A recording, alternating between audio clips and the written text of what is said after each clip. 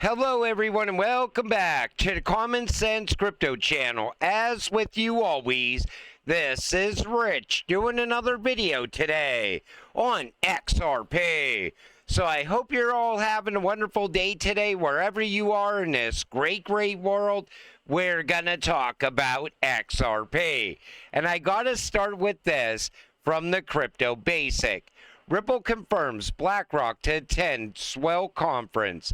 So Ripple has confirmed that a Blackrock executive will be among the high-profile participants at its upcoming Swell 2025 conference. Maxwell Stein will be there. And right away, people are speculating on this. They're saying that they're going to announce that they're going to file for an ETF at Ripple Swell. Other people are saying that Blackrock is going to announce that they're holding XRP. You know, let's just wait and see what happens at Ripple Swell. There's way too much speculation on this right now. But at least we can confirm that BlackRock will have an executive at Ripple Swell this year. Everyone's chasing coins. XRP Army already cracked the code. The protocol is the value. When the world figures that out, prices won't just move. They'll detonate. You're either early or you're exit liquidity. Take a listen to what Raw Paul says here. The difference is we all get a stake in this. You just have to buy a token of the underlying decentralized infrastructure rails, and we can all participate. We did not in the internet, and here we get a second do-over, and the whole of humanity can get involved. There's 600 million active wallets. There's 600 million participating in this.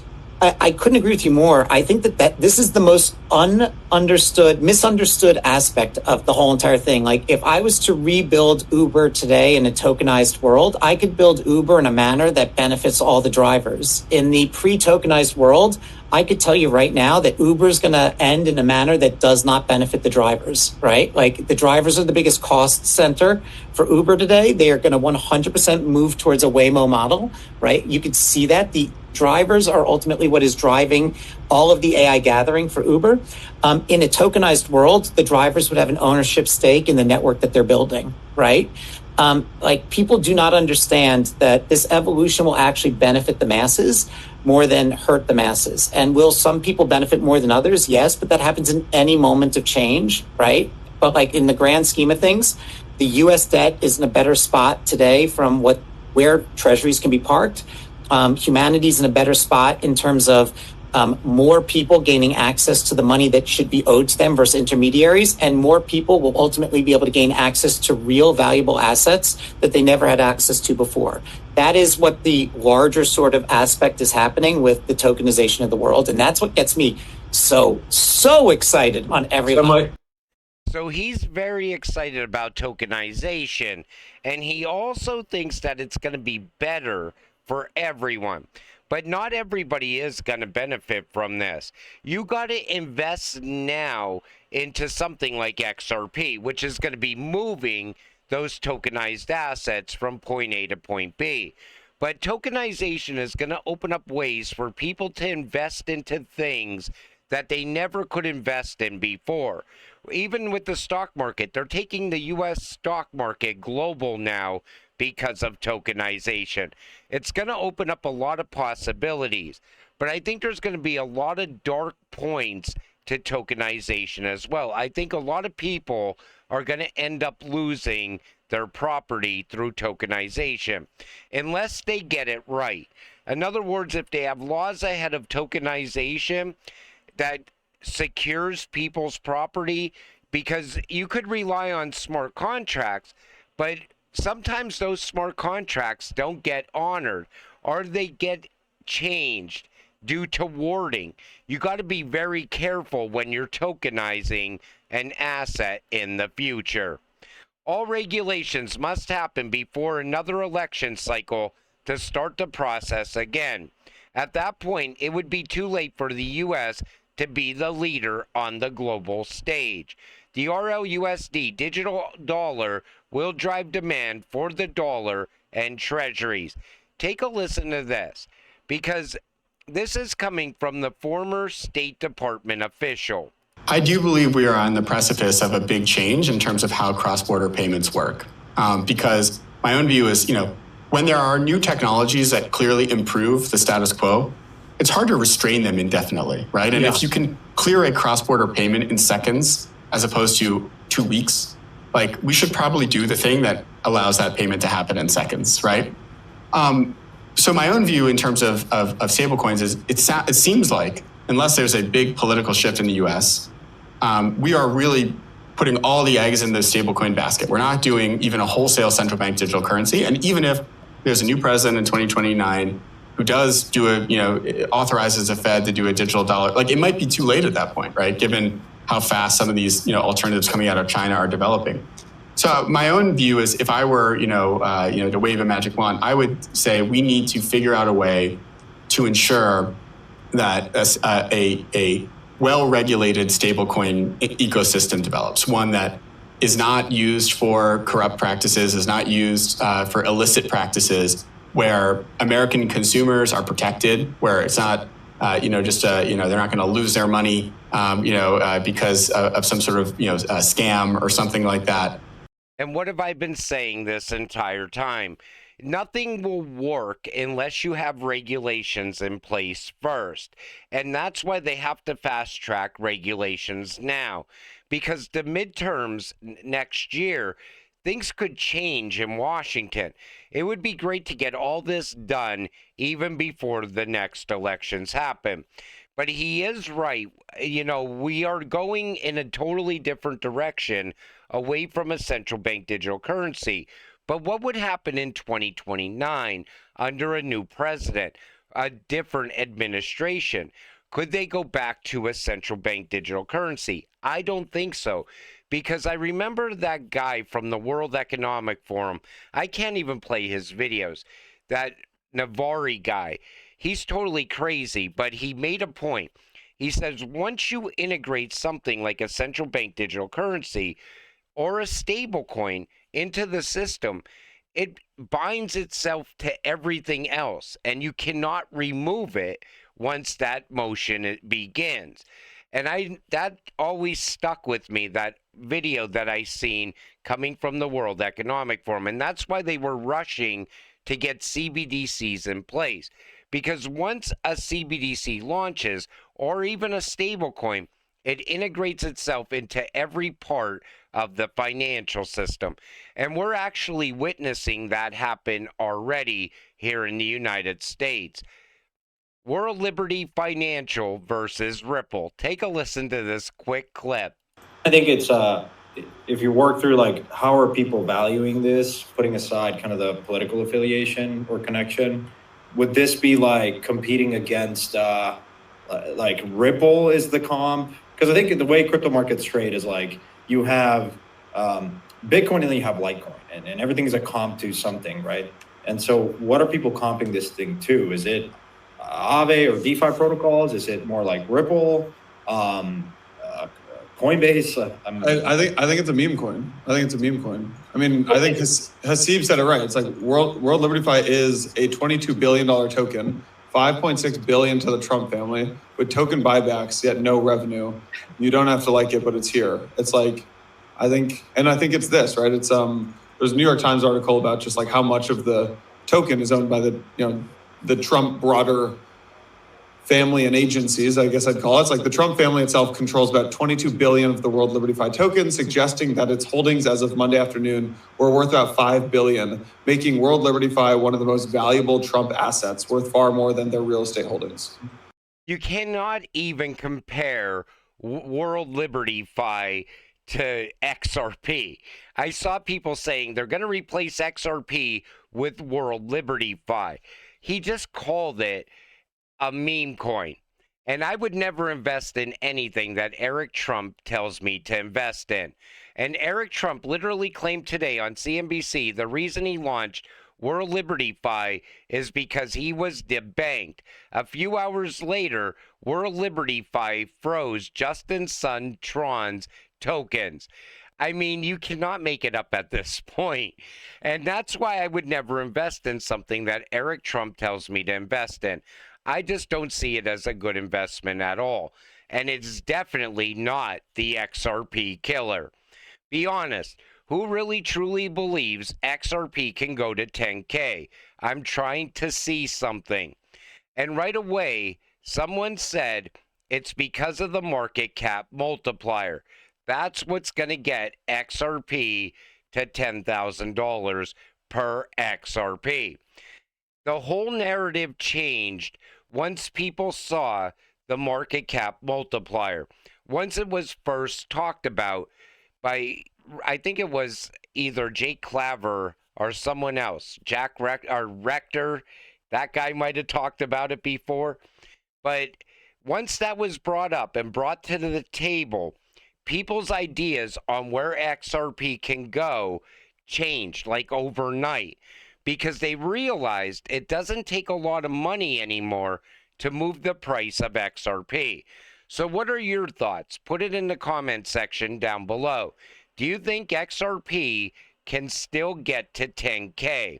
I already know some of you are going to say absolutely, because Arthur Brito said it was built to be a $10,000 asset. But do you believe the market cap multiplier plays a factor in where XRP goes in the short term? And the Bitcoin maxis don't understand market multiplier because these assets have utility. And right away, the Bitcoin maxis are still citing market cap in 2025. They're saying the best case scenario for XRP is $5 to $7. This is where Grok gets those lowball price points from. When somebody says, where is XRP going in the short term, in this cycle? Right away, Grok comes back with conservative price between $5 to $7. It's because the Bitcoin maxis say this over and over again. And right away, they point to previous cycles as well. This cycle is going to be a lot different than every other previous cycle, because nothing is holding back XRP this time around. This comes from Vet. A huge one is flying under the radar on the Ripple X roadmap. Confidential transfers feature. Proposal upcoming to the XRP ledger. Bringing privacy to the XRP ledger for transfers. Timelines for proposals are obviously very dynamic. This was talked about at XRP Ledger Apex 2. Wow. So here's the one I looked at. Smart escrows. I think that's going to be a big deal when it comes to tokenized assets. That's going to also be a game changer coming to the XRP ledger in Q4. But everything around the XRP ledger, it's all geared towards institutional adoption. That's how you know that we're going to see a lot of institutional money pour into XRP. And this comes from Swell. Meet Swell, an institutional grade yield protocol now coming natively to the XRP ledger, supported by Ripple and Securitize, Blackrock, and Hamilton Lane funds. We're building vaults that let you put your RLUSD to work. There are 3 types of vaults. Let's talk about the yield vault today. Plant early, harvest big. 7% fixed APR in RLUSD. I like the idea of this. You know, I'm not a guy who holds stable coins, but a lot of people are going to cash out other cryptocurrencies. Maybe not their XRP. Maybe they're going to cash out a little bit of their XLM or XDC or Algo or whatever else they're holding, Pepe coin or some other coin that they're holding. Now, if you cash it out into RLUSD, you could put that RLUSD to work for you and get 7% fixed APR. And as you're sitting there waiting to buy back in on some of these other cryptocurrencies, you could be earning yield during that time period, making money off of your RLUSD. That's what I like about this one. And yes, he said this actually only a year ago. Black Swan and Tether stated by Brad, CEO of Ripple. Take a listen to this. Resilience of the market, that should give us immense optimism Yes. about what's coming. Do I think there's going to be another black swan? Of course, 100%. I just don't know exactly what it is. The only one that's going to be an interesting one to watch, and I don't even know how he calls a black swan, because I feel like black swan by definition can't really be, it's like, Predicted. oh, didn't see that happening. Yeah. The US government is going after Tether. Like that. The reason I wanted to show you this clip is because I keep seeing people saying Tether is going to be totally safe in the United States. I don't think so. I think right now they're using Tether. The U.S. knows that they could dump the U.S. debt on Tether, but Tether continues to create value out of nothing. Then they take that and they prop up Bitcoin with it, USDT, every time Bitcoin's price drops even in the slightest. And I'm sure some of the big players are also behind this as well. So will that be the next black swan? And will it happen in 2026? Because I think that would more likely be the timeline. We get regulations sometime between November and December. Those regulations will most likely go into effect in maybe January, February.